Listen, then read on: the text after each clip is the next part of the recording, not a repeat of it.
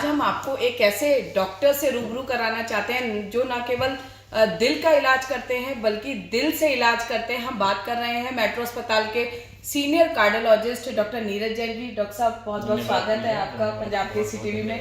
Doctor साहब, शुरुआत यहीं से करूंगी कि आपके बारे में ना केवल फरीदाबाद बल्कि जहां भी आप ट्रीटमेंट देते हैं, चाहे यूपी एनसीआर हो, डॉक्टर नीरज जैन दिल से इलाज करते हैं। दिल का ये बात हर मरीज की जुबान पर रहती है। धन्यवाद Pooja for these kind words. But मैं अपने बारे में बताना चाहूँगा। 2004 से मैं फरीदाबाद में हूँ एज ए कार्डियोलॉजिस्ट। मुझे ऑलमोस्ट 17 साल का एक्सपीरियंस हो गया है। जहाँ से तक दिल की बात है, दिल की बात, दिल से इलाज करने की बात, तो मैं कहना चाहूँगा कि हम इस तरह से देखते हैं कि सारे पेशेंट्स एक हैं, चाहे वो अमीर है, चाहे गरीब है, चाहे किसी भी तबके का है, तो उसको उतनी ही हमारी ज़रूरत है जितनी एक अमीर आदमी को है। तो जो फ्लेक्सिबिलिटी जिसे बोलते हैं इलाज के दौरान, वो रखना बहुत ज़रूरी है। हर आदमी महंगा इलाज नहीं अफोर्ड कर सकता, तो कई बार हमें उसको अलग किस्म के इलाज ऑफ़र करने होते हैं। जैसे कई सारे पेशेंट्स मेरे ऐसे भी हैं जो मसाला बेचते हैं या चाय की दुकान में काम करते हैं या चाय बनाते हैं, तो वो लोग बहुत महंगा ट्रीटमेंट नहीं अफोर्ड कर सकते। तो हमें उनके बारे में भी सोचना चाहिए, उनके बारे में उतनी ही सिंपैथी के साथ सोचना चाहिए जो एक अमीर पेशेंट्स के साथ हम करते हैं। तो एक ये चीज़ मैं सभी को अपील करना चाहूँगा कि हमेशा हमें सभी मरीजों का इलाज दिल का करना है, उनका दिल ठीक रखना है। यही हमारी ड्यूटी है और यही हमारा कर्तव्य है। सर, मेट्रो अस्पताल जो है दिल के इलाज के लिए जाना जाता है, लेकिन ये दर्शकों को आप ज़रूर बताइए कि मेट्रो अस्पताल में ऐसा क्या है, क्योंकि हर अस्पताल में चाहे छोटा हो या बड़ा, हर ट्रीटमेंट हर जगह मिलता है। देखिए, मेट्रो अस्पताल के बारे में जहाँ तक मैं याद कर सकता हूँ, जब हमने मेट्रो अस्पताल में ज्वाइन किया था 2004 में, तब पूरे हरियाणा में कहीं भी हार्ट का इलाज नहीं होता था। इवन गुड़गांव जैसी जगह में कोई एंजियोप्लास्टी या बाईपास सर्जरी नहीं हुआ करती थी। तो हमारी टीम जो हमारे साथ जुड़ी है, हमारे डॉक्टर्स की टीम है जो हमारे साथ 17-18 साल से जुड़ी है और आज तक भी वो हमारे इस मेट्रो अस्पताल के साथ जुड़े। तो एक बहुत लंबा उनको एक्सपीरियंस है पेशेंट्स को डील करने का, पेशेंट्स को समझने का, किस पेशेंट्स को जल्दी इलाज की ज़रूरत है, किस पेशेंट्स को किस तरह से मैनेज करना है। तो एक ये टीम को इतना एक्सपीरियंस हो गया है, मैं देखता हूँ उससे सभी का काम बड़ा आसान हो गया है। हमारा काम भी बहुत आसान हो गया है, मुझे बहुत ज़्यादा एफर्ट करने की ज़रूरत नहीं पड़ती।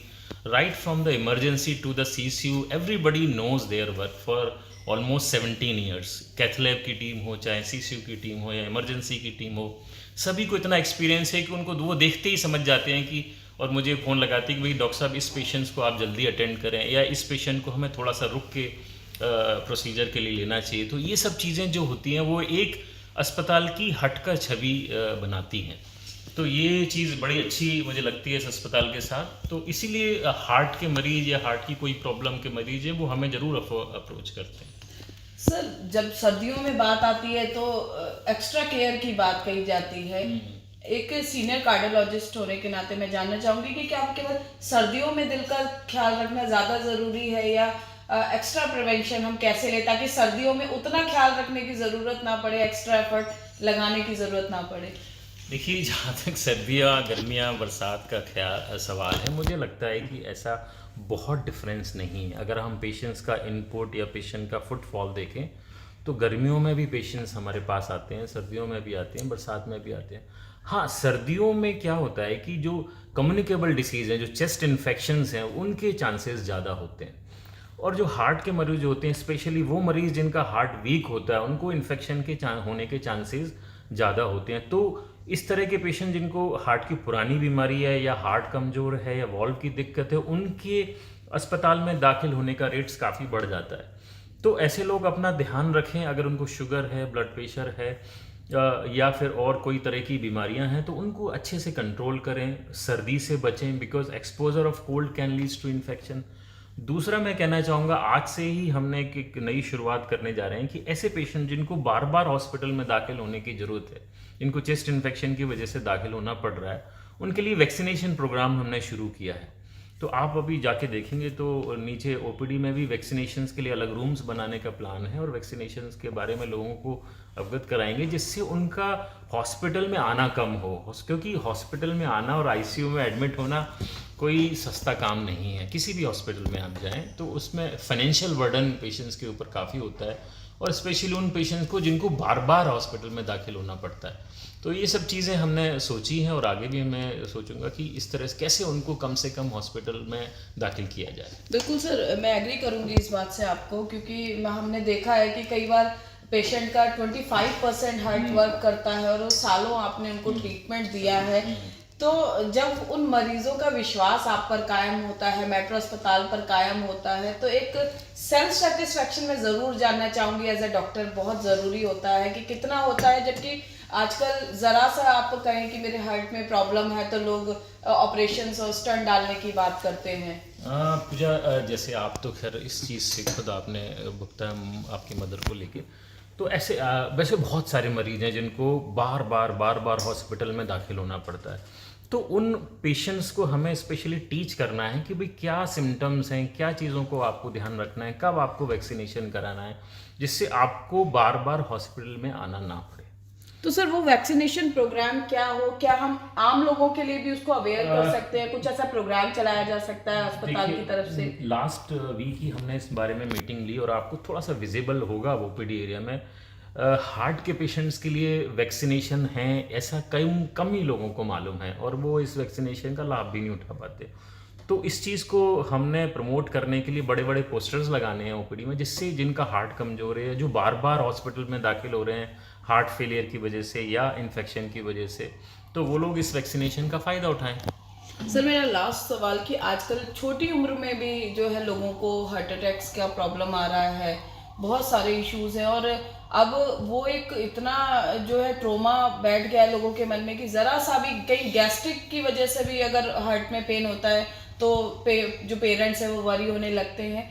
उन पेरेंट्स के लिए आप क्या कहना चाहेंगे? कहीं आपको लगता है कि जो लाइफस्टाइल है उसकी वजह से ये दिक्कतें आ रही हैं? नहीं, बिल्कुल सही बात है। ये दिक्कत तो सिर्फ लाइफस्टाइल की वजह से ही आ रही हैं, और अनफॉर्चुनेटली हम देख रहे हैं लास्ट 17 ईयर्स से मैंने देखा है कि पहले जो बीमारी हार्ट की बीमारी 65 साल या 60 साल के पेशेंट्स को होती थी, अब वो 40 से 50 की उम्र में बहुत ज़्यादा कॉमन हो गई है। इसका कारण आप खुद बता रहे हैं कि लाइफस्टाइल में चेंज है, शुगर का होना, स्मोकिंग, स्ट्रेस, हाइपरटेंशन, ओबेसिटी, बाहर का खाना खाना, तो ये सब चीज़ें हैं जो यंग पेशेंट्स को ज़्यादा हार्ट की बीमारी से चपेट में ले रही हैं। इससे भी बचा जा सकता है, प्रिवेंशन इसका बिल्कुल आसान है। हमें अपने आप को ध्यान रखना है, ब्लड प्रेशर, शुगर, कोलेस्ट्रॉल, अपनी ओबेसिटी, रेगुलर एक्सरसाइज अगर हम करें तो हम इनसे बच सकते हैं। सर एक क्वेश्चन मेरा ज़रूर है और शायद हमारे दर्शकों में से भी किसी का होगा कि कई बार हम देखते हैं कि कोई मॉर्निंग वॉक पे गया है और उसको हार्ट अटैक आ गया, तो लोग कहते हैं कि वो रेगुलर जाता था, एक्सरसाइज करता था, आपने एक्सरसाइज की बात कही, या जिनका लाइफस्टाइल बहुत अच्छा है उनको भी ऐसी प्रॉब्लम हो जाती है। तो आप, क्योंकि मेट्रो अस्पताल बहुत ज़्यादा R&D करता है इन चीज़ों पर, तो बेसिक जो लोग एक्सरसाइज करते हैं, इस तरह की न्यूज़ सुनते हैं तो वो एक्सरसाइज पर बिलीव उनका कम हो जाता है, तो क्या कुछ कारण आप मानते हैं? हाँ, देखिए अभी तो सौरभ गांगुली जो हमारे इतने फिट और फेमस क्रिकेटर रहे हैं, उन्हीं को हार्ट की प्रॉब्लम हो गई। रेमो डिसूजा जो सबसे ज्यादा काफ़ी वर्कआउट्स करते थे लोग, उनको हार्ट की प्रॉब्लम हो गई। मैं नाम नहीं बोलना चाहूँगा। हमारे एक डॉक्टर हैं, यंग डॉक्टर, उनको अभी मैंने एंजियोप्लास्टी करना पड़ा, अनफॉर्चुनेट है। बट इसमें 2-3 पॉइंट्स थे जो स्पेशली जो सौरभ गांगुली को हुआ, specially when he was returning from a gym, तब उनको हार्ट की प्रॉब्लम हो गई। Actually he was having a very strong family history of heart disease. उनके घर में सभी लोगों को हार्ट की प्रॉब्लम थी और उन्होंने अपना प्रिवेंटिव चेकअप कभी नहीं कराया। उन्होंने ये जानने की कोशिश भी नहीं की कि क्या मेरे को हार्ट की प्रॉब्लम हो भी सकती है या नहीं।